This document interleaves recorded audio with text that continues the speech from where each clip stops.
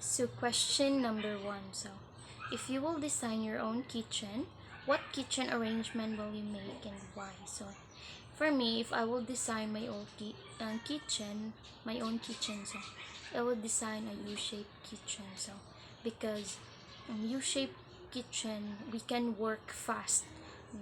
Why we can work fast? Because we can easily travel in every corner of the kitchen. So because the distance of the U-shaped kitchen is short, unlike to the other kitchen.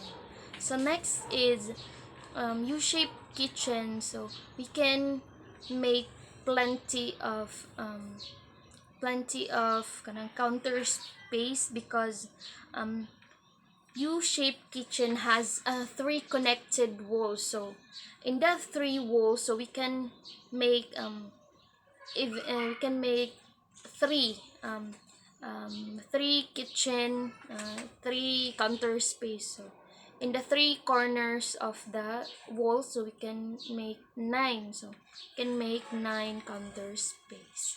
Okay, so next question. So why do we need to observe good kitchen and laboratory practices?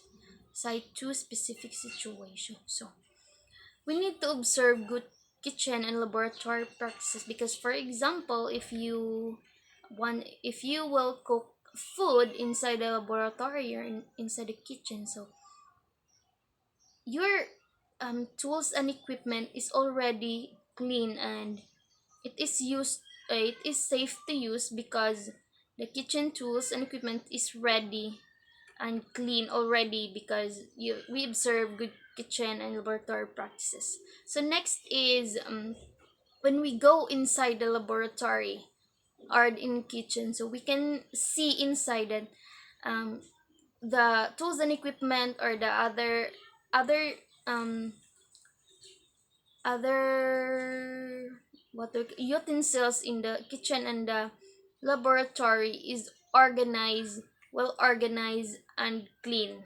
Okay, so next, question number three.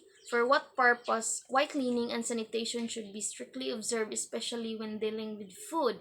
Side two purpose. Okay, so um, the purpose why cleaning and sanitation should be strictly observed, especially when so that we can avoid food poisoning because bacteria can cause food poisoning when the bacteria will go to our food, so it will cause food poisoning. So next purpose is to avoid contamination. So it will avoid contamination because if we will not um, strictly observe cleaning and sanitation, our food will might be contaminated if our tools and equipment is not clean. So when also if our tools and equipment is not clean, it can also cause foodborne illness. Okay, so let's proceed to question number four. So, how do you sanitize your tools, utensils, and equipment at home? Share your ways of sanitizing. Honestly, we sanitize our tools and equipment thrice a week. So, we sanitize our tools and equipment thrice a week with the use of boiling water. So we don't need sanitizing agents anymore. So we just only use boiling water after we wash our tools, our kitchen utensils. So we put hot water, so that it will sanitize and kill all the germs and bacteria. Okay, so number five question: why do we need to follow sanitary practices and safety rules in kitchen? Provide three specific reasons.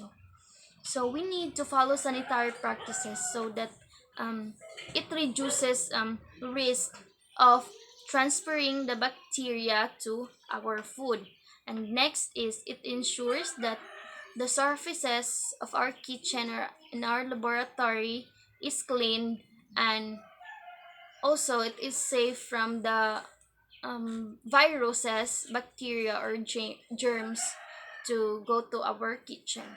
Then the number three is For the number three is kanang we need to follow sanitary practices also and safety rules so that for the safety also of our tools, equipments, and our kitchen utensils from um any hazards.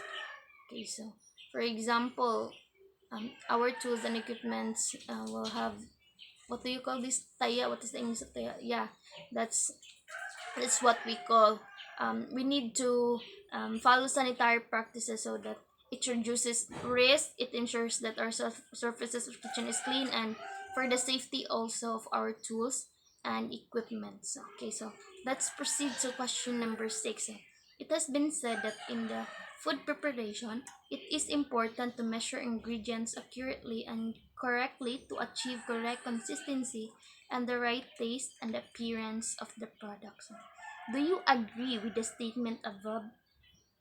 Yes. Yes, I will agree that food preparation is important to measure the ingredients. So I agree to that so that we can have the correct consistency of our food. We can have the better taste of our food. So that we need to measure our ingredients so that we can have perfect output or perfect outcome of our food. So next question. So at home, do you practice measuring the ingredients to be used in cooking? So when it comes to cooking, honestly speaking, um,